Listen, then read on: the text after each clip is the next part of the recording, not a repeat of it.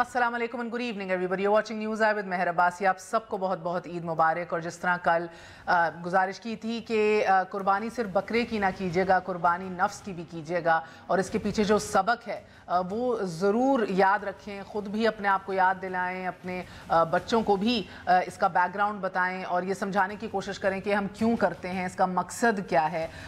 बेहतरी तो फिर ही आएगी, क्योंकि अब कहते हैं कि पाकिस्तान भी तब्दील हो गया है और इस तब्दीली के सफ़र में अगले 5 साल क्या उम्मीद की जाए। कल खैबर पख्तूनख्वा और पंजाब पे फोकस रखा, आज फोकस करेंगे बलूचिस्तान और सिंध पे, जो बज़ाहिर तो लगेगा कि they have nothing in common, मगर कुछ कदरें ऐसी हैं जो मुश्तरक हैं। चाहे लॉ एंड ऑर्डर का इशू हो, लेजिटिमेट पॉलिटिकल लीडरशिप के ऊपर सवालात हों, चाहे अकाउंटेबिलिटी का प्रोसेस हो या एपेक्स कमेटीज़ हों जिसके ऊपर बहुत खबरें भी हमें देखने को मिली, इंफ्रास्ट्रक्चर हो जो दोनों सूबों के अंदर जिसके ऊपर एक सवालिया निशान रहा है, जिस पे काम नहीं किया गया, हेल्थ और एजुकेशन हो जिधर के इंडेक्स जो हैं वो बदकिस्मती से सबसे बिलो ही रहे हैं compare to Khyber Pakhtunkhwa in the last tenure and Punjab.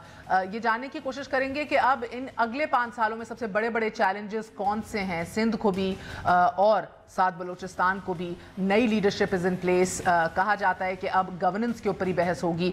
अगर ऐसा ही है तो कौन से बड़े बड़े इशूज़ को हम हाईलाइट कर सकते हैं जिसके ऊपर नज़र हम जमाए रखेंगे। MQM अब वफाकी गवर्नमेंट में भी PTI की एलाई है, मगर द फैक्ट रिमेंस के एक टर्फ वॉर जारी है कराची के अंदर भी, जिधर 14 नेशनल असम्बली की सीट्स पे PTI ले तो गई, मगर अगर साथ मिलजुल के बैठना है MQM के साथ, तो जहन में रखना है कि MQM पाकिस्तान एक वो नई रियलिटी है जिसको माइनस अल्ताफ हुसैन अब अपनी वो लॉस स्पेस को रीगेन भी करना है आने वाले दिनों में, हफ्तों में, सालों के अंदर। ये कैसे मुमकिन होगा? बलूचिस्तान के अंदर बहुत से सवालात और क़यास आराइयाँ भी उठी और उठना शुरू हुई सेनेट इलेक्शन से पहले कि ये बलूचिस्तान अवामी पार्टी का किरदार क्या है, इसके फाउंडर्स कौन है, आइडियोलॉजी क्या है, और the mix that sits in Balochistan now, leadership कितनी लेजिटिमेट है और कितनी क्लियर है about what they want to do. ये महरूमियाँ जो है इनको दूर करने के लिए क्या क्या इकदाम उठाए जाएंगे, इसी हवाले से बात करेंगे। पीर मजरुल हक साहब हमारे साथ मौजूद हैं, सीनियर लीडर हैं पाकिस्तान पीपल्स पार्टी के, हमारा साथ दे रहे हैं। अली रज़ा अब्दी साहब रहनुमा हैं MQM पाकिस्तान के, हमारे साथ सेनेटर अनवर हक काकड़ साहब मौजूद हैं, बलूचिस्तान अवामी पार्टी से ताल्लुक़ रखते हैं। Last but never the least हमारे साथ रसूल बख्श रईस साहब मौजूद हैं, सीनियर तज्ज़ियाकार हैं, किसी तारुफ के मोहताज नहीं। आप सबका बहुत बहुत शुक्रिया। अस्सलाम वालेकुम। अगर आप इजाज़त दें तो मैं रसूल बख्श रईस साहब से आगाज़ करना चाहूँगी। रसूल बख्श रईस साहब, फरमाइएगा कि अब जो खाके और शक्लें नज़र आती हैं आपको डेवलप होते हुए, सिंध में भी बलूचिस्तान के अंदर भी, गवर्नमेंट्स, काबीना, गो के लीडरशिप जो है वो चीफ मिनिस्टरशिप वापस रिटेन की है आपके सिंध के अंदर पुराने वज़ीर आला ने, मगर अब आपको बड़े चैलेंजेस क्या दिखाई दे रहे हैं दोनों सूबों के अंदर? सबसे जो बड़ा चैलेंज है वो ह्यूमन डेवलपमेंट का है। वो अगर हम यूनाइटेड नेशंस के इंडेक्सेस को देखें और वर्ल्ड बैंक को देखें, किसी भी रिपोर्ट को तालीम, सेहत, पानी, पीने के पानी और ख़ुराक, ये गुर्बत, इन 3-4 चीज़ों को अगर हम देखें तो जो पंजाब के जनूबी के कुछ अजला, इंटीरियर सिंध के अजला और बलूचिस्तान के अजला इकट्ठे खड़े हुए हैं, उनमें कोई वाज़ेह तब्दीली नहीं आई। क्यों नहीं आई? तो उसकी बुनियादी वजह मैं ये समझता हूँ कि हमारे कबायली सरदार भी बहुत मोहतरम हैं, हमारे मखदूमीन भी सिंध के और वडेरे भी हमारे बहुत मोहतरम हैं, लेकिन उनका समाजी और सियासी और इक़्तिसादी निज़ाम पर बहुत गलबा है, और ये गलबा अंग्रेज़ों के ज़माने के पहले से चला आ रहा है। हमने ये देखा है कि जहाँ पे एक मुतवस्सित तबका पैदा हुआ है कराची में, वहाँ पार्टियाँ उन्होंने तब्दील की हैं। जो रिवायती जमातें थी उनको रद्द किया, MQM बनाई, MQM को रद्द किया, फिर PTI और कुछ दीगर सियासी जमातों की तरफ उनकी रग़बत हुई। हमने KP में देखा कि ANP को, JUI को रद्द किया गया, और पंजाब में भी हमने देखा है कि पार्टियाँ पीपल्स पार्टी से मुस्लिम लीग, फिर मुस्लिम लीग से PTI, वो तब्दील होती रही हैं। तो ये मुतवस्सित तबका तो सिर्फ उसी सूरत में पैदा होता है जब आपका तालीमी ढांचा, तालीमी निज़ाम और जो मॉडर्न सोर्सेज हैं एम्प्लॉयमेंट के, वो पैदा किए जाएँ, जो इंडस्ट्री, बिज़नेस, कॉमर्स ये प्राइवेट सेक्टर पैदा करता है। बलूचिस्तान में तो बिल्कुल नापायद है, लेकिन जो सिंध के कुछ इलाके हैं जिस तरह हैदराबाद है, सक्कर है, ये बिज़नेस के सेंटर हैं। इसमें कोई शक नहीं है کہ سندھ میں اربنائزیشن بڑھی ہے. میں انٹیریئر سندھ کی بات کر رہا ہوں. کراچی تو بہرحال بہت پھیلتا چلا گیا ہے, تو وہ بھی ایک مظہر ہے کہ وہاں پہ بھی تبدیلی آ رہی ہے, لیکن وہ کرٹیکل میس متوسط طبقے کا پیدا نہیں ہوا کہ جہاں جو سماجی اور سیاسی طور پر غالب طبقہ ہے اس کی طاقت کو ختم کیا جا سکے. تو جو بنیادی مقصد ہے اور جو ہونا چاہیے, مجھے بتائیے ٹو بگن ود بلوچستان کی گورنمنٹ جو اب بنی ہے, لیجیٹیمیسی کے حوالے سے, اسٹرینتھ کی حوالے سے, آپ کو کیا لگ رہا ہے کہ کوئی روایت سے ہٹ کے کوئی کام ایکسپیکٹ کیا جائے, یا بزنس ایز یوزول جس طرح ہم بلوچستان میں دیکھتے ہیں, high corruption, lack of efficiency, lack of development? دیکھیں, یہ میں سمجھتا ہوں کہ بلوچستان تو کرپشن کا بلیک ہول رہا ہے کہ سینکڑوں ارب ڈالر ہم نے ڈالے ہیں. پیپلز پارٹی نے بلوچستان کا بہت اچھا پیکیج یوسف رضا گیلانی صاحب کے زمانے میں آغاز حقوق بلوچستان شروع کیا. کہاں گیا وہ پیسہ؟ جو مشرف کی حکومت ہے اس نے بلینز آف روپیز دیے. ہر حکومت نے کہ یہ پسماندہ علاقہ ہے اس کو آگے لے آئیں. سڑکیں نہیں بنتی, سکول نہیں چلتے. اب یہ دیکھیں کہ وہاں پہ جو قبائلی سردار ہیں وہ جو ریگولر پولیس سسٹم ہے وہ کہیں پہ پیدا ہی نہیں ہونے دیتے. وہ کہتے ہیں نہیں پولیس لیویز ہوں گی, ٹرائبل لیویز ہوں گی. 95% جو ڈسٹرکٹس ہیں بلوچستان کے ان میں پولیس کا نظام ہی نہیں ہے. وہاں پہ بلوچ لیویز ہیں, اور بلوچ لیویز میں جو قبائلی ہیں, اگر زہری صاحب کا علاقہ ہے تو وہ زہری قبائل سے تعلق رکھتے ہیں, بھگٹی صاحب کا علاقہ ہے تو وہ بھگٹی قبائل سے تعلق رکھتے ہیں. جہاں پہ ان کا راج ہے وہ جو راج ان کا مزید تقویت حاصل کر گیا ہے وہ سرکاری ذرائع سے. سرکاری ذرائع لیویز کی صورت میں بھی ہے, اور ان کا جو سیاسی اثر و رسوخ ہے کہ بلوچستان میں جی بہت مسائل ہیں, یہاں پہ علیحدگی پسندی ہے. What's new then, Senator صاحب, what's new? بلوچستان عوامی پارٹی پی ٹی آئی, یہ نام بدل کے وہی چہرے, نام بدل کے وہی چہرے, اور ساتھ پھر حالات بھی وہی, پاور سینٹرز بھی وہی. لا اینڈ آرڈر کے بڑے سیریس فلاز ہیں وہاں پہ, اور جس قسم کی پریویلنگ ٹیررزم ابھی آپ لشکر جنگی کا مسئلہ بھی حل نہیں ہوا. آپ نے لاسٹ اٹیکس بھی دیکھے ہیں پری اینڈ ڈیورنگ الیکشنز. وہ ایک پوری پٹی ہے آپ کی connecting you to the border to Sindh as well. ادھر سب کو پتہ ہے مگر بات نہیں کرتے, سب کو پتہ ہے مگر چھاپے نہیں ہوتے. نیشنل ایکشن پلان ہے, ایپیکس کمیٹیز ہیں, کام نہیں ہو رہا ادھر, کیوں نہیں؟ ایسا بھی نہیں ہے, ایسا بھی نہیں ہے. کام یقیناً ہوا ہے. لشکر جنگی فار انسٹنس جو ان کا سب سے بڑا رنگ لیڈر تھا, جس کے متعلق کسی کو شاید پاکستان میں پتہ ہی نہیں لگا, مفتی ہدایت اللہ, وہ ٹیمیں شاید دوسرے صوبوں سے ہماری لا انفورسمنٹ ایجنسیز کی آئی ہیں, and they eliminated them in the early morning after Mustang attack in class town. وہ ایک اتنا بڑا واقعہ تھا کہ وہ ان کے جنرل ہیڈ کوارٹرز کا ایک چیف آف جنرل سٹاف تھا, وہ اسٹیچر تھا اس بندے کا. ایل جے کی لاسٹ 3 to 4 years جو سب سے امپورٹنٹ لیڈرشپ ایلیمنیٹ ہوئے وہ بلوچستان میں ہوئے. I can name them. سو آپ ایپیکس کمیٹیز کی کارکردگی سے مطمئن ہیں؟ یہ اس سے بھی بہتر ہو سکتا تھا. اچھا, so tell me some thing. آپ کے 2013 میں چیف منسٹر نے کہا کہ اگر میرے ہاتھ میں اختیارات نہ ہوں تو میں ایسا اقتدار ہی نہیں چاہتا, I'd rather not be in power. پھر ثناء اللہ زہری آئے, ان کا اپنا لیک آف کنٹرول اور لیک آف انٹرسٹ جو ہے وہ سب سے بڑی ان کی ویکنیس جو ٹھہرائی گئی, and then so overnight you so کہ ایک اوور تھرو ہو گئی رجیم. مجھے سر یہ بتائیے, ڈائریکشن آپ صحیح کہہ رہے ہیں, سب کو معلوم ہو جائے گا 100 days کے اندر. Let's just say what's different now. میرے خیال میں ڈفرینس جو ہے وہ لیڈرشپ کا ہے. I personally expect a lot from Jam Kamal as a relatively young energetic man who has a vision, جس کے ارد گرد ہم نے پارٹی کو ریوالو کیا, اس کو پارٹی کی لیڈرشپ بھی دی, and now he has been elected as the chief executive of the province. اچھا,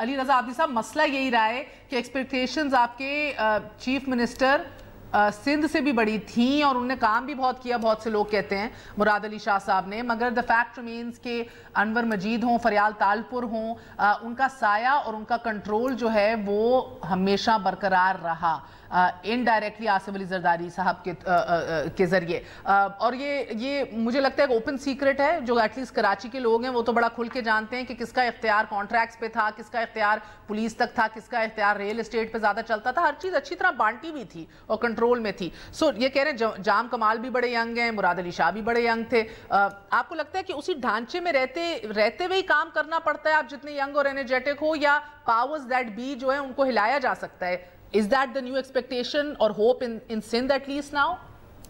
बहुत शुक्रिया मेहर। देखिए, आई थिंक कंटिन्यूटी रहेगी जैसे पहले की थी, जैसे नज़र आ रही है, क्योंकि अगर बिजनेस एज यूजुअल इरादे बेशक होंगे कि सिंध में ख़ास तौर पे कि जी इम्प्रूवमेंट लेके आई जाए, लेकिन लोग और जो कॉम्पोजिशन है वो तकरीबन उन्हीं लोगों की है अभी भी, और वही तकरीबन जीत के भी आए हैं इसी तरह, और बल्कि ज़्यादा तादाद में और ज़्यादा ताकत में जीत के आए हैं। हमारे यहाँ गवर्नेंस के इश्यूज़ रहे हैं, डेमोक्रेटिक नॉर्म्स की अंडरस्टैंडिंग और उसकी डिस्पेंसेशन के इश्यूज़ रहे हैं। अगर हम बहुत सारी बातें जिस तरह बेसिक यूटिलिटीज़ की हैं, कराची में, अर्बन सिंध में भी आप देख लें, ये मेट्रोपोलिस पूरे पाकिस्तान को एक बेहतरीन रेवेन्यू देता है, उसका भी एक बहुत बड़ा शेयर है, प्लस ये एक ऐसा कॉस्मोपॉलिटन सिटी है जिसपे पूरे पाकिस्तान से लोग आके बसते हैं, काम करते हैं, रेवेन्यू जनरेट करते हैं। लेकिन इसमें यहाँ पे बेसिक जो नीड्स हैं वो उसकी प्रोविज़न में इश्यूज़ आ जाती हैं। पानी हो गया, सैनिटेशन का इशू हो गया, आपका health and education itself census में अगर देखें तो अंडर काउंट किया जाता है, उसके तहत फिर प्रॉब्लम्स आती हैं कि आपके जो रिसोर्सेज हैं उनकी डिस्पेंसेशन और इक्वालिटी के साथ वो डिस्ट्रीब्यूट नहीं हो सकती हैं, क्योंकि यहाँ पे तो ये पैसे कहाँ जाते हैं सर? ये अरबों रुपए जो डेवलपमेंट फंड्स में होते हैं कहाँ जाते हैं? ये देखें जी, पिछले भी अगर 10 साल देखें तो पीपल्स पार्टी ने तकरीबन 1800 अरब रुपए लिए थे, जिसको वो ब्रेक डाउन करके कहते हैं कि जी 900 अरब रुपए हमने डेवलपमेंट पे लगाए। लेकिन डेवलपमेंट पे अगर 900 अरब रुपए लगे होते तो वो बहुत वाज़े तौर पे नज़र आता। एक हमारा दौर था जिसमें 300 अरब रुपए में 5 साल में हमने समझ लें पूरे कराची को ही बदल दिया था, इसी तरह हैदराबाद को भी बदल दिया था। अब यही 800 अरब रुपए अगर 900 अरब रुपए या फिर 1000 अरब रुपए अगर पिछले 10 साल में लग जाते तो शायद आज सिंध के भी हालात बहुत बेहतर हो जाते। जिस तरह कहा गया, बलूचिस्तान में भी अरबों रुपए दिए गए, लेकिन वहाँ पे भी जो गवर्नर्स थे, जो रूलिंग पार्टीज़ थी या फिर जो रूलर्स थे, उन्होंने इसकी जो पैसा था उसको सही इस्तेमाल नहीं किया और आज तक करना भी नहीं चाहते, लगता ऐसा है, क्योंकि वोट कैसे पड़ गए सर इतनी तादाद में? पसमानदा ही रखना चाहते हैं ताकि लोग फिर इसी तरह उनके गुलामी में रहें और फिर उनको वोट देते रहें, क्योंकि अगर वोट कैसे पड़ गए इतने? वोट कैसे पड़ते हैं फिर सर? वो तो दिन गए, आपके वोट नहीं अब डल सक रहे, आप डाल सक रहे, तो इन्होंने किस तरह ये कैसे पड़े हैं? भाई यही जादू होता है, महर जादू होता है। और फिर कुछ तो जैसे अर्बन सेंटर्स में तो जादू हो जाता है, बाकी रूरल सेंटर्स में मैं समझता हूँ कि वहाँ पे जो उनके अपने मज़ारे हारी और जो उनके ग़ुलाम या फिर उनके साथ उनके इलाकों के ट्राइबल्स हैं वो तो डालते ही हैं अपने वोट्स उनके लिए। तो आप कुछ भी किसी तरह का भी कर लें वो they will still vote for you, because उनकी ज़मीनें, उनके रहना सहना, उनका ज़िंदगियाँ उनसे वाबस्ता होती हैं। अंदरून सिंध भी क्विकली पीर साहब के पास जाने से पहले, अंदरून सिंध ज़्यादा तीर कोई वोट पड़ा है या आपको लग रहा है कि अपने वोट बैंक्स थे ज्यादा तगड़े इंडिविजुअल? आई थिंक तीर के साथ साथ अंदर इंडिविजुअल वोट बैंक मैटर करता है वहाँ पे। रूरल एरियाज़ में सिर्फ इंटीरियर सिंध नहीं, पाकिस्तान भर में अगर आप देखें तो जो इलेक्टेबल्स लेके आए हैं, पीटीआई ने भी अगर जैसे हुकूमत बनाई है तो उसमें भी इलेक्टेबल्स, और अभी जैसे सीएम पंजाब भी लाए हैं, ये भी पहले कुछ 3-4 पार्टियाँ बदलने के बाद अभी 3 महीने पहले ही पीटीआई में आए थे। तो इलेक्टेबल्स की सियासत मेरे ख्याल में पाकिस्तान में ज़्यादा मुझे नज़र आ रहा है कि शायद इम्पोर्टेंट है। और इससे पहले अगर कोशिशें की गई, मुत्तहिदा कौमी मूवमेंट ने ये कोशिश की पिछले 30 साल में कि इलेक्टेबल्स के बगैर चला जाए, और आज तक भी इलेक्टेबल्स के बगैर ही चला जाता है, तो उसकी वजह से हम वो ग्रोथ नहीं ले सके।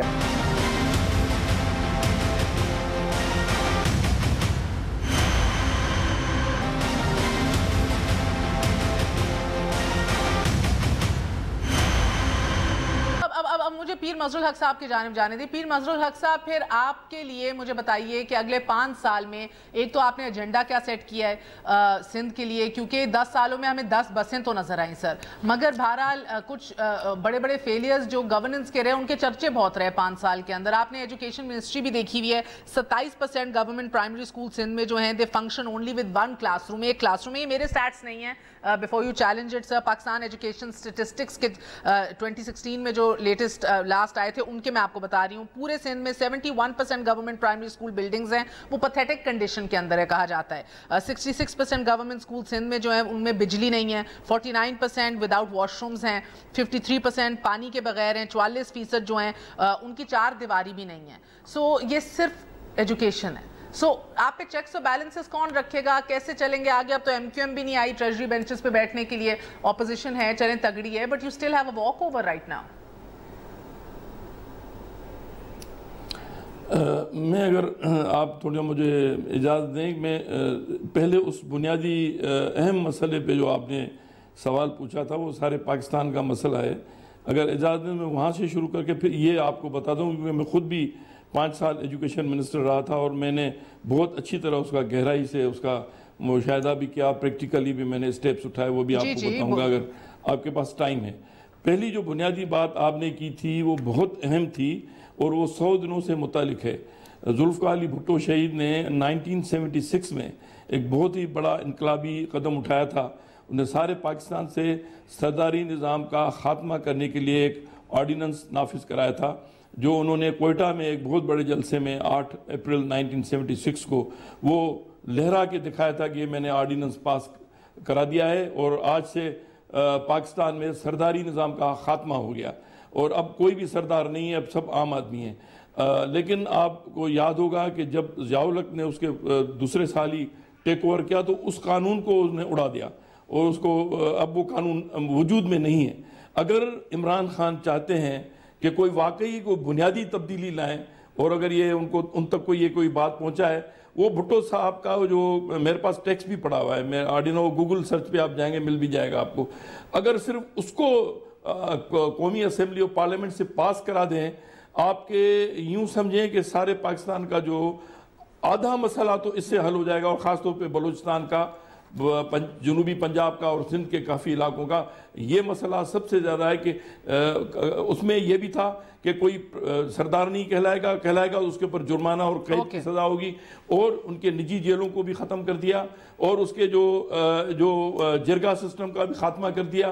کوئی سردار نہیں ہے, اور یہ ایرانی بلوچستان میں ہے اس وقت بھی. وہ جب سے خمینی صاحب آئے انہوں نے اس کو ختم کر دیا, تو اب وہاں کوئی سردار ہیں برائے نام ہیں, ان کا کوئی اثر نہیں ہے وہاں پر, اور ایرانی بلوچستان نے اسی لیے ترقی کی ہے. تو پہلے تو میں آپ کو یہ بتاؤں گا, اگر کسی میں ہمت ہے اور یہ کہتے ہیں کہ ہم تبدیلی لائیں گے, تو یہ بہت بڑی بنیادی تبدیلی ہوگی. جب پاکستان میں کوئی سردار نہیں رہا تو آپ یقین جانیں کہ یہ لیوی کا مسئلہ بھی ختم ہو جائے گا. سر ابھی مسئلہ یہ ہے نا پیر مظہر الحق صاحب, سردار کا چلے وہ تو ایک الگ ایشو ہے, کوئی نہیں نگیٹ کرتا. نان سردارز بھی سرداروں سے بڑے تگڑے مگرمچھ ادھر بیٹھے ہیں. سر مجھے بتائیے, کرپشن اور گورننس یہ 2 الزام آپ پہ رہے ہیں پچھلے 10 سالوں میں, بینگ ان پاور. دوسرا میں اب آئیں, جو آپ نے بات کی تھی, وہ کبھی آدمی جو بات کرتا ہے نا بالکل ریسرچ بھی نہیں کرتا ہے, پیچھے بھول بھی جاتے ہیں. مجھے پتا تھا آپ نے چیلنج کرنا ہے, اس لیے میں نے بتا دیا آپ کو الف اعلان کی ریسرچ اور پاکستان ایجوکیشن سٹیٹسٹکس.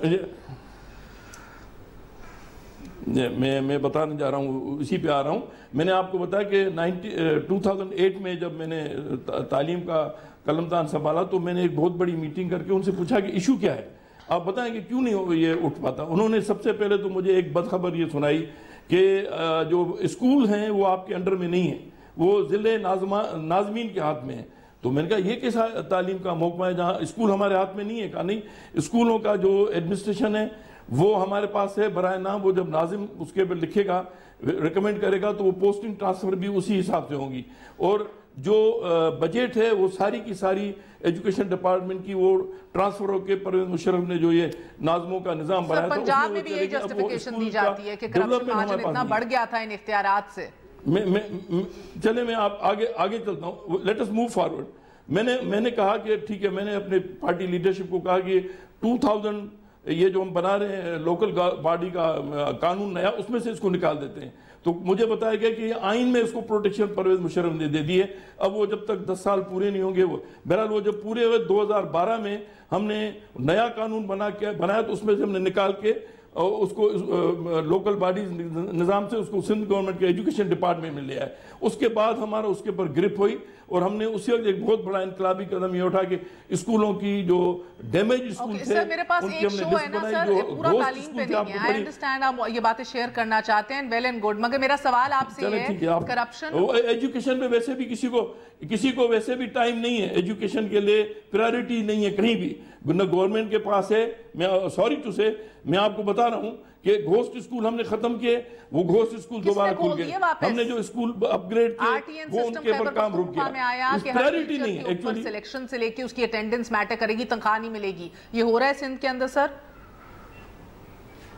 یہ ہمارے سندھ میں بایو میٹرک سسٹم ہم نے شروع کرایا اور اس میں ہم نے recruitment of teachers through I B A اور این ٹی ایس کے کرائی. آج تک وہاں پر جو ٹیچرز کی ریکروٹمنٹ ہے، اب ظاہر ہے ہم نے 2012 سے شروع کرا سکے، وہ ہم نے ساری کی ساری جو شاید مس کمیونیکیشن لگ رہا ہے. اگر اتنا کام ہوا ہے ایجوکیشن کے اندر بھی سندھ کے اندر. آپ کو بتاؤں، یہ تو میں نے آپ کو بتایا جو اسکول ایجوکیشن پیر صاحب کے اوپر ہی انہی کے منسٹر نے الزام لگایا تھا 23 ہم نے ڈگری کالجز بنائے کہ جو بھرتیاں کی گئی تھیں اس میں ہزاروں کی تعداد میں جب یہ پیر صاحب چلے گئے تھے، ان کے پریسیڈنگ منسٹر نے انفارچونیٹلی انہی پہ کہا تھا کہ جی گوسٹ امپلائیز اور غلط نوکریاں بھر کے دی ہیں ایجوکیشن ڈپارٹمنٹ میں. اب اس کا کیا ہوا الزام کا مجھے نہیں پتا، لیکن وہ آج تک اپنے اس بات پہ کھڑے رہتے ہیں. انفارچونیٹلی یہی کرپشن کی نظر ہوئے. آپ کو پتا ہے عبدی بھائی ایسے نہ کریں، آپ کو پتا ہے وہ تو نیب میں انکوائری چلی اور نیب والوں نے ڈکلیئر کیا کہ یہ جھوٹا الزام ہے. مجھے نہیں پتا اس کے بعد کیا ہوا. اب مجھے بتائیے کرپشن کو کس طرح ختم کیا جائے گا سر؟ کرپشن کا ناسور کیونکہ اب سر اس میں آپ کو بتا رہا تھا لیکن آپ کے پاس ٹائم نہیں ہے. بتائیے کیا پلان ہے سر؟ میرے پاس ہے ٹائم. اگر پیپلز پارٹی کے پاس پلان ہے تو میرے پاس ٹائم ہے. نہیں دیکھیں پیپلز پارٹی کے پاس ہے اس کا نہیں تجربہ نہیں سر، مجھے پلان بتائیے. پلان کیا ہے پیپلز پارٹی کے پاس کرپشن کے خاتمے کے لیے؟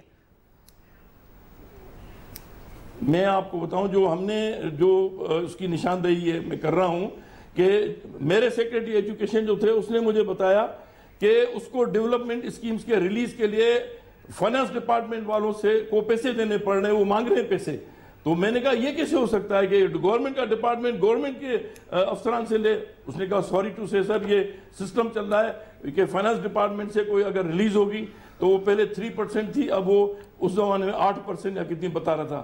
تو میں تو حیران ہو گیا. پھر میں نے بیوروکریسی میں یہ سی ایم کو میں نے بات بتائی. میں نے کہا سر یہ تو بہت بری بات ہے کہ بیوروکریسی اتنی آپس میں الجھی ہوئی ہے پیسوں کے معاملے میں. یہ بات جو کہہ رہے ہیں یہ آپ کو بڑے پتے کی بات ہے رسول بخش رئیس صاحب. یہ جو بات کر رہے ہیں نا بیوروکریسی اوور تگڑی ہو جائے، اوور کانفیڈنٹ ہو جائے تو منسٹر جتنا بھی اچھا ہو سر اس کو بائی پاس کرنا، اس کو نظر انداز کرنا یا اس کو فائلوں کے گھن چکر میں کنفیوز کرنا بڑا آسان کام ہے. ہم سب یہ سمجھتے ہیں. اب مجھے بتائیے سندھ کے اندر وہ سیکرٹری رمضان ہوں اریگیشن کے تھے، رمضان صاحب سیلڈ بلڈنگ کنٹرول اتھارٹی کے منظور کاکا ہوں جو کینیڈا میں الحمدللہ سکون فرما رہے ہیں. مزید آپ کے اتنے کیسز ہیں، wrong man for the wrong job. جب تک یہ ایشو سالو نہیں ہوگا تب تک کرپشن کا خاتمہ ممکن ہے؟ نہیں، میرا خیال یہ ہے کہ سندھ کے جو معاملات ہیں پیر صاحب کے احترام کے ساتھ وہ سمجھتے بھی ہیں، اور ان کی ایک بہت بڑی خوبی ہے کہ سندھ اسمبلی کے فلور پر بھی اور میڈیا میں بھی اور جلسوں میں بھی یہ صاف صاف اور کھل کے باتیں کرتے ہیں. تو میرا اپنا خیال یہ ہے کہ سندھ میں وزیر تو بنائے جاتے ہیں لیکن سیکریٹریز وزیر نہیں لگا سکتے، اور جو سیکریٹریز جن کی آپ بات کر رہے ہیں ان کا تعلق کہیں اور ہوتا ہے. وزیر بیچارہ جو بے اختیار ہو جاتا ہے تو اس میں 2-3 قسم کی حکومتیں اور سینٹرز آف پاور چل رہے ہیں لیکن ان کا منبع ایک ہی ہے، کہیں پہ ہی ہے، اور وہ اس کو کنٹرول کرتے ہیں. دیکھیں سندھ سے ہمارے روحانی تعلقات بھی ہیں اور تاریخی بھی ہیں، اور سندھ سے جتنا محبت ہم سب لوگوں کو ہے کسی کو اس کا اندازہ نہیں.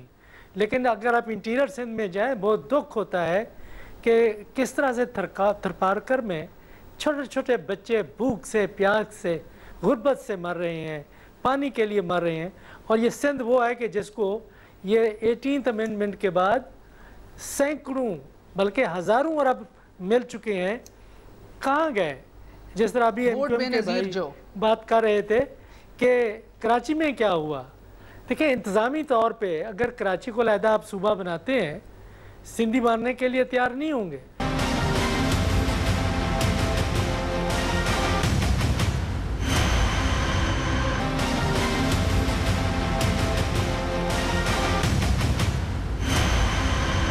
क्विकली मुझे बताइए रसूल बख्श शहीद साहब और आबदी साहब भी, then I am coming to Balochistan quickly, कि ये बिलावल भुट्टो फैक्टर अब काम में आएगा? 3-3.5 साल पहले उन्होंने कहा था कि मेरिट के ऊपर भर्तियां होंगी, इसको एडवर्टाइज किया करें। फिर उन्होंने एक शो कॉज नोटिस भी दिया जिन बच्चों की डेथ के थरपाका का आप जिक्र कर रहे हैं, अपने वजीर आला को शो कॉज नोटिस भेजा। आपको पता है कि नाराजगी हुई, अब्बा जान के साथ लंदन जाके बैठ गए, फिर वापस लाया गया मनाकर, उसके बाद वो हैंड्स ऑफ हो गए कराची से, सिंध से। Will he in any capacity now B? जी, बिलावल भुट्टो के लिए बहुत मोहब्बत है पंजाब में, हर इलाके में, कई लिहाज से कि एक नौजवान है, इसको मौका मिलना चाहिए। दूसरा यह है कि जो उसका ताल्लुक भुट्टो फैमिली से है, जरदारी साहब के अलावा उनके वालिद मोहतरम है, मोहतरमा बेनज़ीर भुट्टो शहीद के साथ उनका बेटा है। लोग उसको एक मौका देना चाहते हैं, लेकिन उस मौका के लिए ज़रूरी है कि जो अंकल्स हैं, जिस तरह से अंकल्स, लेकिन अंकल से जान नहीं छूट सकती जब तक के बाबा हैं। सर अब्बा और फुप्पो की बात कर रहे हैं ना, अभी तो चाहिए दूर का मसला है। जरदारी भुट्टो को मौका देना चाहिए कि वो अपनी सियासत करें, लेकिन जब अपनी सियासत करेंगे तो कई सवालात जो पीपल्स पार्टी के माजी की करप्शन के हवाले से उठते हैं, उनके बारे में फिर बिलावल जरदारी भुट्टो अगर खामोशी अख्तियार करेगा, बात नहीं करेगा, की है ना अली रजा आब्दी साहब, खामोशी इख्तियार की है ना, माजी में की है 3.5 साल पहले पीछे। जी जी, असल में बात यही होती है कि उनके कॉल ऑफ देख लिया कि आपने क्या उसका फायदा हुआ। कॉल ऑफ फेल में होता है तजाद। बातें बहुत अच्छी है, भी पार्लियामेंट में भी जो स्पीच की थी बिलावल साहब ने, बहुत अच्छी स्पीच, बड़ी कंपोज्ड स्पीच थी, लेकिन अगर उसको आप इन रियलिटी कन्वर्ट करें या कंपेयर करें उसको रियलिटी से, तो वो it was far from what he was speaking about, क्योंकि अपनी उनके गवर्नेंस के जो मॉडल्स हैं उसके तहत वो नहीं मैच कर रहा था। बिलावल साहब को मेरी नज़र में he should be given the space, और इन्हीं की पार्टी में इनको अपनी इंटरनल क्लेंजिंग या फिर इंटरनल ऑडिट्स की ज़रूरत है, जिसमें ये अपने आप को एवेल्यूएट कर सकते हैं कि कहाँ पे इनको इम्प्रूवमेंट चाहिए। और बिलावल के साथ अगर एक टीम बन जाती है जिसमें नए चेहरे, नए लोग आते हैं और जिनके ऊपर कोई बैगेज नहीं होता, तो I am sure peoples party would be able to achieve a lot. लेकिन ये होने दिया जाएगा या नहीं होने दिया जाएगा, ये देखने की बात है। दिस इज वेरी इंपॉर्टेंट कि उनके वालिद साहब का कितना इन्फ्लुएंस रहता है, फुप्पो का कितना इन्फ्लुएंस रहता है, फुप्पो की बहन का कितना इन्फ्लुएंस रहता है, उनके शौहर का कितना रहता है, ये सारी चीज़ें देखने की हैं इसमें। लेकिन एज अ कराचीआइट आई फील कि अगर बिलावल साहब वाकई में कुछ इम्प्रूवमेंट्स लाना चाह रहे हैं, तो उनको जो कराची का सेंटिमेंट है, यहाँ के रिहायशियों का सेंटिमेंट है, उनको एड्रेस करने के लिए he will have to step up and step out from the circle मुझे लगता है बल्दियाती नुमाइंदों को इख्तियारात दें, बेशक हाँ, ये दिस इज वेरी इंपॉर्टेंट और ये उनको करना चाहिए, और बिलावल साहब शुड टेक दिस स्टेप। बिल्कुल। सेनेटर साहब मुझे बताइए, आपके सूबे में ह्यूमन डेवलपमेंट भी इशू है, गवर्नेंस भी इशू है, और अल्हम्दुलिल्लाह करप्शन भी इशू है। नहीं भूले हम वो करोड़ों रुपए जो एक सेक्रेटरी के घर से मिले। वो ऑन अ लाइटर नोट, हमारे पास अभी तक पनामा में ऑफशोर कंपनीज का तरीका हमें नहीं आता था। अच्छा, ओके। वरना वहाँ हमारे 70 करोड़ रुपए तो अभी तक लोगों को याद हैं, लेकिन इस मुल्क में 80 लाख आदमी, 1 करोड़ आदमी अभी तक उस बयानिए को कि मियाँ साहिबान करप्ट है उसको रद्द करता है, क्योंकि उनके गिने हुए तगड़े नोट टीवी पे किसी ने नहीं दिखाया। ये परसेप्शन मैनेजमेंट का issue. But having said that, हमारे यहाँ हम क्या समझते हैं कि what is your intention? Is there an intention to govern और टू प्लंडर?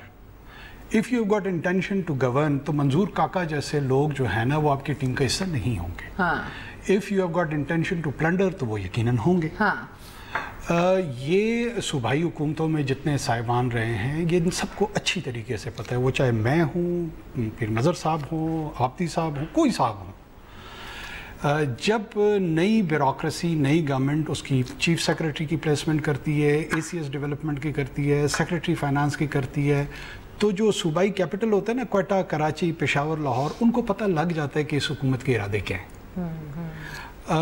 یہ ریکروٹ گوسٹ سکولز کا مسئلہ ہمارا بھی تھا، آخر یہ گوسٹ سکول کا مسئلہ ہم نے ایم او ڈائریکٹریٹ نے حل کر کے دینا تھا ہمیں، یا جی ایچ کیو نے حل کر کے دینا تھا؟ یہ ہم نے کرنا تھا۔ ہمارے ہاں آن ریکارڈ ہم کہہ چکے ہیں بلوچستان میں 80,000 گوسٹ امپلائیز، اور اس کے علاوہ ایک لمبی داستان ہے نان ڈیولپمنٹ بجٹ کی، جس کے لیے آپ کو کم سے کم 7 پروگرام چاہیے۔ آپ کا ایک سینئر وزیر پانی کے اوپر اربوں روپے جیب میں ڈالتا رہا ہے، پانی نہیں دیا لوگوں کو۔ میں آپ کو یہی دیکھیں، انٹینٹ ٹو گورن اور انٹینٹ ٹو پلنڈر، یہ وضاحت کرے گا۔ اب یہ کھینچا تانی تو نہیں ہوگی بیپ میں، پی ٹی آئی میں اپنے؟ آئی ڈونٹ سی دیٹ، نہیں دیکھیں گے۔ میں اس پروگرام میں چاہتا ہوں کہ مجھے ہانٹ کرے for the rest of 5 years. I see a very positive energy from the side of PTI, from its leadership, from Prime Minister Imran Khan to the Chief Minister Balochistan, Jam Kamal.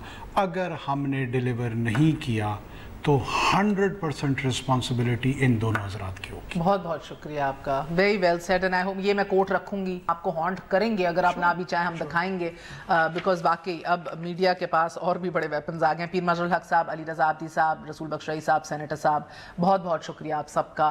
اللہ تعالیٰ ہم سب کو اپنے زمان میں رکھے۔ ساتھ ساتھ please جو پرچی ڈال چکے ہیں اب سو نہ جائیے، روز اس کا جواب مانگیے، کیونکہ اس جمہوریت روز کا احتساب کا نام ہے۔ جس صوبے سے بھی آپ کا تعلق ہے، make sure your standard of living is improved. Make sure they deliver on the promises they made. Good night. Allah Hafiz.